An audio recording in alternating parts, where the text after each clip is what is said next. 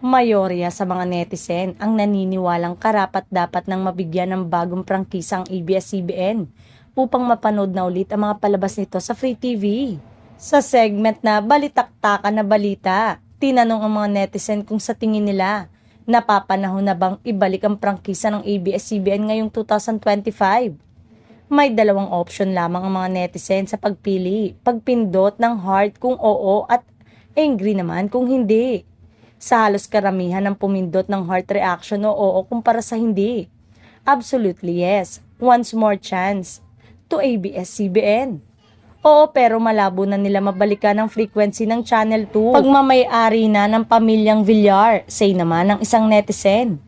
Nag-ugat ito ng maghain ng House Bill number 11252 si Albay Representative Joey Salceda upang mag-grant ng panibagong prangkisang ABS-CBN na napaso noong 2020 matapos na hindi pagbigyan ng Committee on Legislative Franchises sa Kamara sa panahon ni dating Pangulong Rodrigo Duterte. Sa isang opisyal na pahayag ng Kapamilya Network, bagamat hindi raw nila alam ang tungkol sa balak ni Salceda ay nagpapasalamat sila sa kanya.